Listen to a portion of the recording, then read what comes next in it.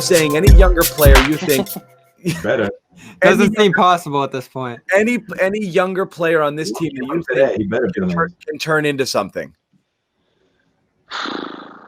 I'll tell you what. I mean, I don't know.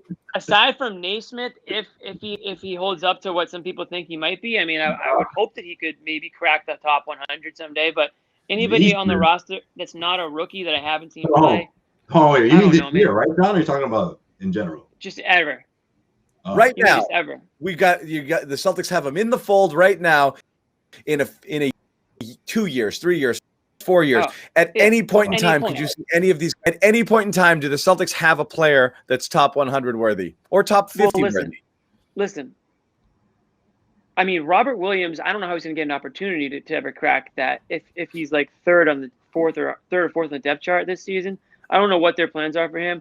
But if Nesmith can come in and become a shooter, now all of a sudden he's getting regular playing time, I can see him cracking the top 100. I'm not talking about a top 20 player, but any guy that can be consistent from the outside, I think he can crack the top 100. So maybe he's my pick. But other than that, listen, Romeo, I don't know at this point. I mean, we haven't seen it. We haven't seen him play. Who the hell knows? Grant, I don't see that really in his future, at least not immediately. You can go down the line with some of the younger guys that I mean, Taco Fall, who knows? I mean, Taco Fall could all of a sudden get some. Speaking of Robert Williams, that was John's guy. Speaking of Robert Williams, my one of my preseason bold predictions is where he'll be a more useful big man than Tristan Thompson by the end of the year. Wow. That's my take. Well, look at Bam Adebayo. You'll be looking for more Robert Williams minutes than you'll be looking for Tristan Thompson minutes. That's what I'm saying. Sizzling take. I'm saying Tristan Thompson's going to be a situational, but you're going to be looking for Robert to be doing big things. I'm not going to be Cantor. You're saying Cantor 2.0? So Robert's a guy. You see it. You see it when he goes in. We saw it in the bubble. The efficient scoring, the shot blocking, the athleticism, all that stuff. He showed it. And there was a time where we imagined him being a serious part of what they were doing there in the bubble during the playoffs. He got so close and fell just short when that pick and pop got thrown at him. So it's minor details that he needs to fix up. And he's in year 3. So we haven't seen a ton of them. The health's a big concern. But I look at all the guys on the roster, and I'm glad Jimmy brought him up because he has the look of a guy who could get within that top 100. Don't you see one day you're going to walk in and he's going to be a completely different human, not just physically, he's just going to be more focused and all over the place. You'll be like, oh my God, what about this guy? I'm not saying it'll happen. I could just see it possible. Because of the physical profile. It's more than possible. I mean, it's there. I see one day all of a sudden it's your buddy who grows up, who grows 6 inches in 1 year and doesn't know what to do with himself. And he turns around, he's just knocking over furniture with his arms and legs. Robert Williams still has kind of that, I don't even think he knows what to do with himself fully. I think when he puts it all together, has the right body type, really kind of slows it down and this year you saw it, both with his passing, ability to knock down jumpers when it came down to it. He's still all over the place on the defensive end of the floor, but if he slows it down a little bit and uses his physical tools, I think he has enough to be something. Yeah, but I just don't like his health injury, John. That's what scares me, especially for someone his size. Yeah, and, for someone that young. I have my money on Grant. Jimmy said you don't think he could be a top 100. I don't disagree. I think he's multifaceted. He has so many ways that he can impact the game. On both ends of the floor, and he's such a Brad Stevens Celtics guy. If Brad can hold on to this guy for as long as possible, I think he will.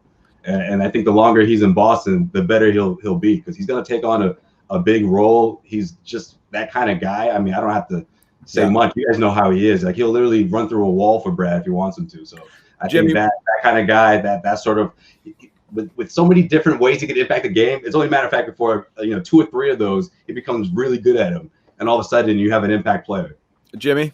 Yeah, my last point on Robert Williams is what I think he needs, and maybe he has one to an extent. I don't know anything about his personal life, but he needs a mentor, and I mean a former player, a guy I'm gonna say it, and everyone's gonna laugh, but I'm gonna say a guy like Kevin Garnett that can just get this guy in the right state of mind, train him to be a killer out there in the court. He has all the physical tools. I think he doesn't quite have the mental capabilities right now to like be as strong of a player as he needs to be on the court or off the court. And I'm not questioning his work ethic or anything like that. He might be the hardest worker in the gym, but if he had a guy like a former player that can just really like stay on him and keep on him, I think that would just do wonders for him. I don't know if there's like somebody like that currently in the organization that is doing that for centers. I know Celtics have had like big men coach in the past, and I know there's plenty of former players that have come through that organization.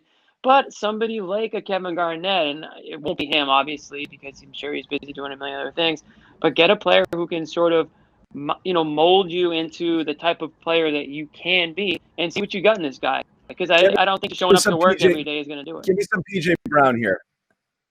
Yeah. How about honestly? How about Evan Turner? He's in the house. How about Perkins? Kendrick Perkins has a lot of time. I see him on TV all the time. Man. Yeah. I am going to. I don't know that I. I'm glad we just skipped right over that. I don't know that I believe he's going to make the list. I do think that Grant is the most intriguing because it's he's got that. So somebody, one of our viewers, John hates young Celtics players. I swear, man. It's like it just tops out of Jaylen Brown pretty much. Jaylen Brown. I don't want to get into how wrong I was about Jaylen Brown. I'll be arguing. That's why it ends there. I'll be arguing that he was a busted pick at number 3 all the way to his Hall of Fame induction ceremony. I've been doing Jeff. I mean, I couldn't so wrong about Brown. I couldn't believe the sign that says Jamal Murray. A lot of people were. A lot of people were on him. I was wasn't. I like 100,000% sure that was a real bust of a pick. I know Danny wanted a wing. I thought he just reached at the best one available and he couldn't play at all. So fine. But Grant, and one of our viewers here, C-Mac, put downside PJ Tucker, upside Draymond Green. I think upside PJ. Oh, the Draymond. People love the Draymond comparisons. I think upside PJ Tucker. I think they're accurate. I see it. I think the ceiling is PJ Tucker, but I think the oh my God, could he be Draymond is the best case scenario. I don't think he's as athletic as Draymond, but no, he doesn't have. Well, he's not going to be Draymond with close to the similar personality as time, Draymond that you need to be like that type of player. I feel like, but he's not an instigator.